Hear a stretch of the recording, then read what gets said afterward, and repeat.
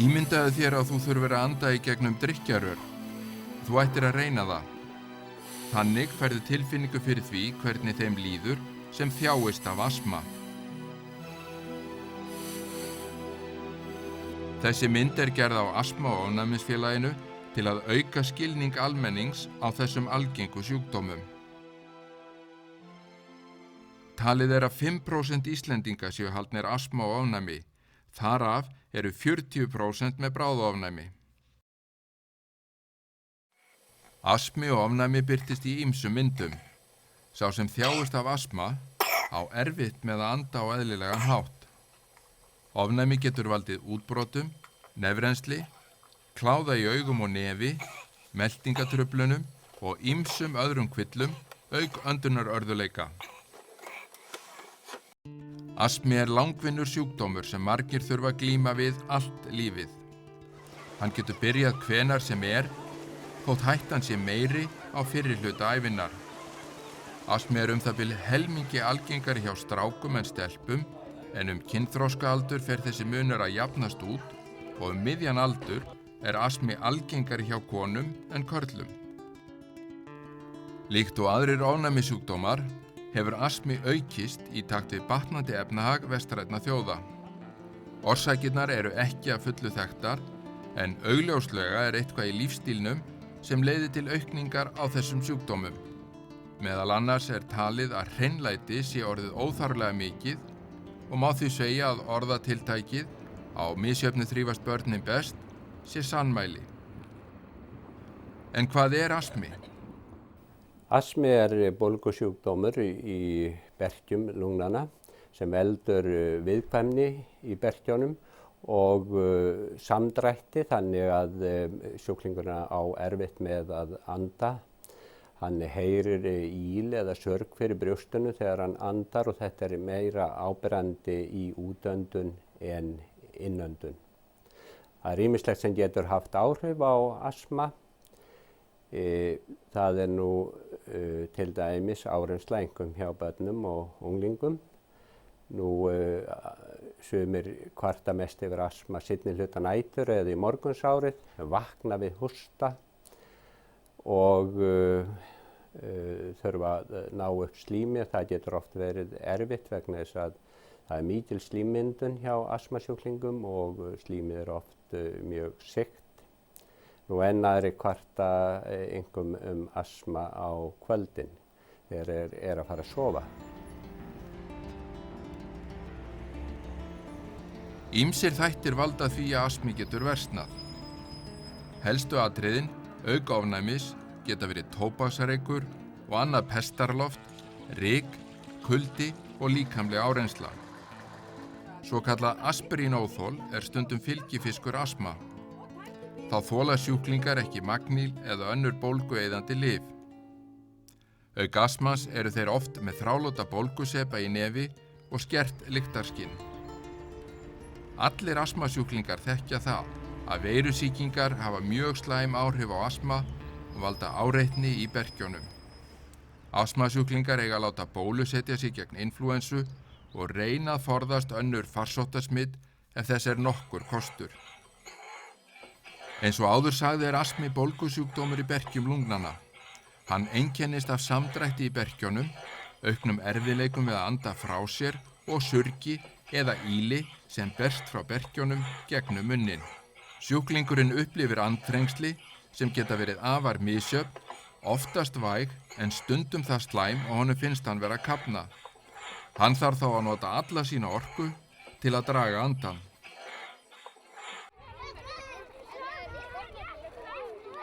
Hæfileg hreyfing er bæði holl og góð fyrir börn og unglinga, milli þess sem þau sitja á skólabekk. Þau eiga þó ekki öll jafn auðvelt með að taka þátt í leikjum og íþróttum, sum eru með astma, einn algengasta sjúkdóm á Vesturlöndum. Margir fá aðeins astma við áreynslu. 60% íslenskra astmabarna fá einkenni við áreynslu, en alls er talið að 15 til 20% almennings finni fyrir áreynslu astma. Börn þurfa að fá útrás fyrir athafnaþrá sín í ærslafullum leikjum, en oft er spurt hvort rétt sé að hlífa þeim börnum við líkamlegri áreynslu sem þjást af astma. Astmabörn eru ekkert frábrugðin öðrum krökkum hvað þetta varðar. Þau eiga stundu íþróttir og leikfimi og það algjörlega úrelt. Hafði nokkuð tímann verið stundað að gefa vottorð til að sleppa við leikfimi. Það tíðkast ekki í dag. Ef við gerum það, þá það eitthvað allt aðrar ástæður sem liggja að baki heldur en astmi. Ef það erfitt að taka þátt í íþróttum út af þessum sjúkdómi, þá vitum við læknarnir að við getum gert betur með því að gefa betri meðferð. Astmi algengasti langvinni sjúkdómurinn meðal barna og herjar á næstum 10. hvert barn. Hann getur byrjað hvenær sem í bernsku og helmingur allra barna með astma fær sjúkdóminn fyrir 3 ára aldur. Mörg börn losna við astmaóþægindin í uppvextinum. Astmi getur lagast, meðal annars af því að meðferð fylgt eftir. Það á ábyrgð foreldrana að börnin fylgi sjúkdómsmeðferðinni, en börnin þurfa þó ekki að vera ýkja gömul til að geta einnig tekið einhverja ábyrgð á eigin meðferð. Barnaastmi hér á landi í hámarki á leikskólaaldri. Kannanir hér á landi sýna að 19% 18 til 23 mánaða barna eru með astma og 28% barna við 4 ára aldur. Samkvæmt rannsókn Björns Árdal var tíðnin við 8 ára aldur 13%. Loftmengun, bæði innandyra og utan, meðal helstu ástæðana fyrir því að börn fá astmaeinkenni. Þegar foreldrar eða aðrir heimilismenn reykja, verða öndunarfæri barnsins fyrir verulegri ertingu og þar með eykst hættan á því að það fái astma. Astmi arfgengur sjúkdómur. Nýfætt barn getur erft tilhneigingu til astma sem við áreitni getur valdið astmaeinkennum. Ef foreldrar eiga barn með astma ómögulegt að segja til hvort nýfætt barn þeirra fær astma eða ekki. Það eru greinilega mjög margir erfðaþættir sem koma inn í þessa sjúkdóma og svo hitt að astmi hefur miklu fleiri orsakir heldur en bara ofnæmi. Ofnæmisviðbrögð geta valdið astmaeinkennum eða gert þau verri. Sjúkdómurinn versnar þegar sjúklingurinn kemst í snertingu við ofnæmisvald. Þessi sjúkdómar eru mjög arfgengir. En svo þarf eitthvað annað að koma til þess að ofnæmið myndist og maður myndar nú eingöngu ofnæmi fyrir því sem maður kemur í snertingu við.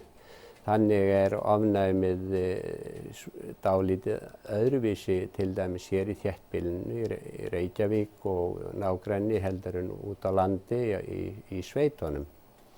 Hér algengast að vera með ofnæmi fyrir grasfrjóum og fyrir köttum og hundum, en í sveitunum algengast að vera með ofnæmi fyrir heimaurum og fyrir nautgripum. Þannig að umhverfi ræður þarna miklu. Dýr eru algengustu ofnæmisvaldar sem hafa áhrif á astma. Frjókorn geta einnig valdið astma og ofnæmi og á Íslandi eru það einkum grasfrjó og birkifrjó. Rykmaurar, sem eru lítil skordýr sem fyrirfinnast í heimilisríki, geta einnig valdið astma og ofnæmi sem og myglusveppir, en þá einkum að finna í rökum herbergjum, til dæmis kjöllurum og baðherbergjum. Þá einnig að finna í blómapottum og loftrakatækjum. Matur getur einnig verið ofnæmisvaldur. Það kallast fæðuofnæmi þegar ónæmiskerfi líkamans bregst á rangan hátt við próteinum sem neytt er. Þessi prótein eru ónæmisvakar.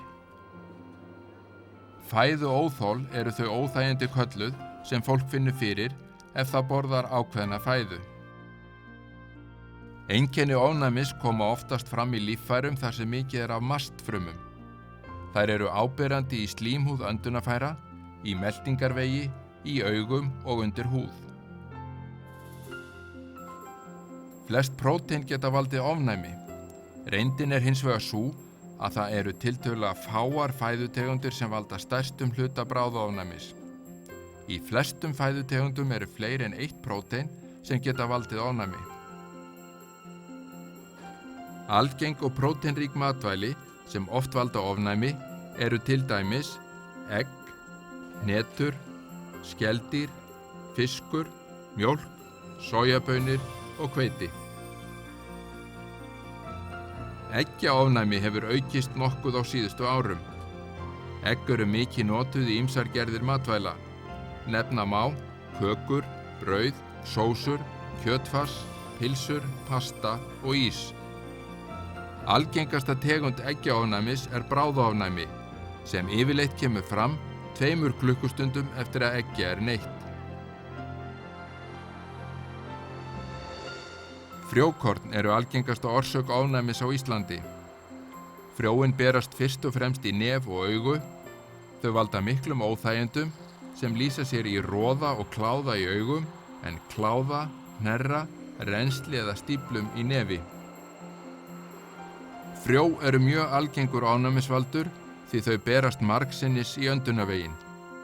Frjóin eru í raun próteinagnir og erfðir og uppbygging ofnæmiskerfisins valda því að líkaminn myndar ofnæmismótefni gegn þessum ögnum og við endurtekið áreiti getur magn þessara mótefna orðið mjög mikið.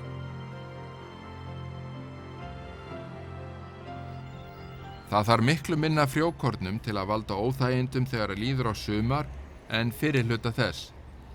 Þá getur frjóofnæmi sem er illa meðhöndlað valdi astma þegar líður á sumarið ef ekkert er aðhafst. Ofnæmi fyrir dýrum hefur einnig aukist á síðari árum.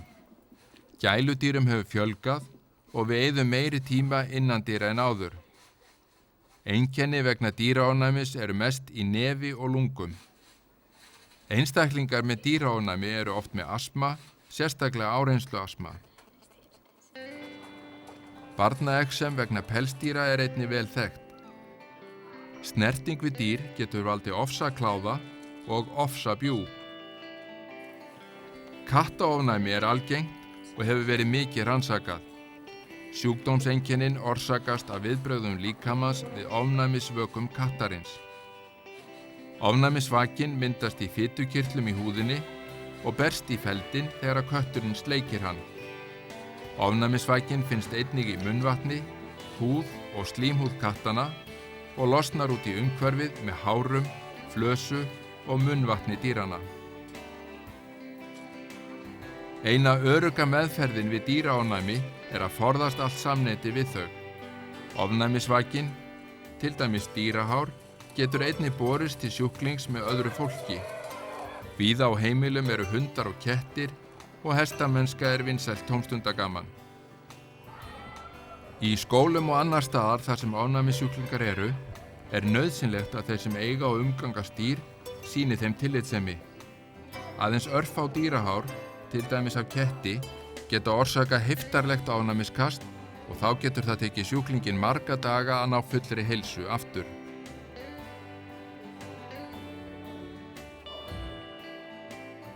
Áður fyrr var astmi talinn mjög alvarlegur sjúkdómur.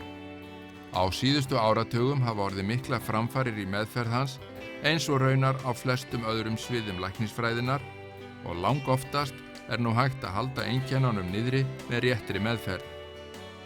Meðferðin er í megin þáttum þríþætt, að forðast það sem kemur einkennum af stað, að meðhöndla bólguna í berkjunum og hindra þannig viðkvæmni fyrir áreitni og í þriðja lagi að meðhöndla samdrátt í berkjunum með berkjuvíkkandi lyfjum. Frá því 1970 hafa bólgueyðandi barksterar verið notaðar til innöndunar við astma og hefur nú fengist mikil reynsla af þeirri meðferð. Á seinustu árum hafa þessi lyf verið notuð í blöndu með berkjuvíkkandi lyfjum og hefur það gefið mjög góða raun við að fyrirbyggja astmaeinkenni sem og við að eyða auðreitni í berkjunum.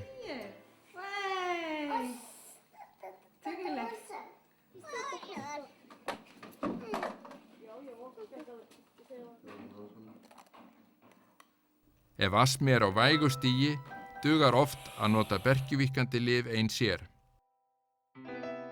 Ef sjúklingi versnar tímabundið getur verið gagnlegt eða nauðsynlegt að gefa honum barkstera í stærri skömmtum, annaðhvort í töfluformi eða sprautur. Auk lyfjameðferðar er mikilvægt að horfa til annarra heilsufarsþátta sem geta haft áhrif á astmann. Þar skiptir mestu máli að meðhöndla bólgur í afholum nefsins þrálótar bólgur í nefi og bakflæði. Astma- og ofnæmissjúklingar hafa velflestir góða möguleika á að halda sjúkdómi sínum niðri. Til að svo megi verða þurfa þeir að gæta vel að heilsu sinni.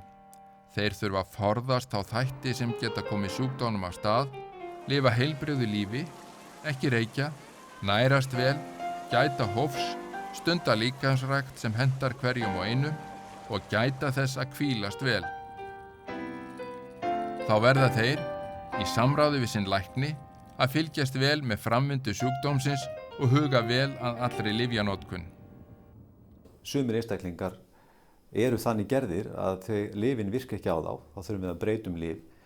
Algengasta orsökin er samt svo að lyfin eru ekki tekin rétt eða þau eru bara alls ekki tekin. Í einstaka tilfellum verðum við samt að viðurkenna að sjúkdómsgreiningi getur líka verið röng og við þurfum að endurskoða málið. Nú, þegar lyfin er ekki tekin eða tekin rétt, við köllum það meðferðarheldni, það er ekki hlýtt þeim fyrirmælum sem læknirinn hefur gefið, að það höfum við rannsakað töluvert og komist að þeirri niðurstöðu að hún er bara hræðilega slök. Hún er yfirleitt undir 50%. Gildir bæði börn, unglinga og fullorðna, þegar astmi er annars vegar og reyndar líka nokkra aðra sjúkdóma, að minn en helmingur þeirra tekur lyfin eins og þau eiga að gera. Samfélagið þarf einnig að taka tillit til þess stóra hóps Íslendinga sem haldnir eru astma og ofnæmi. Þetta fólk á rétt á reyklausu umhverfi til að stunda nám og önnur störf án þess að eiga á hættu að veikjast. Dýrahár, ýmis matvæli og efni í þeim geta orðið til þess að einstaklingur verði alvarlega veikur. Það er skylda allra að taka tillit til sérþarfa astma- og ofnæmissjúklinga. Þeir verða jafnframt að láta samferðamenn sína, yfirmenn, kennara, ættingja og vini vita sjúkdóminn og hvaða þættir í umhverfinu það eru sem geta valdið því að viðkomandi veikist. Lyfjafyrirtækið AstraZeneca studdi gerð fræðslumyndarinnar til að auka skilning á eðli astma og ofnæmis. Skilningur og eðli sjúkdómanna auðveldar meðferð og bætir þannig líf og líðan þeirra sem kljást við þá.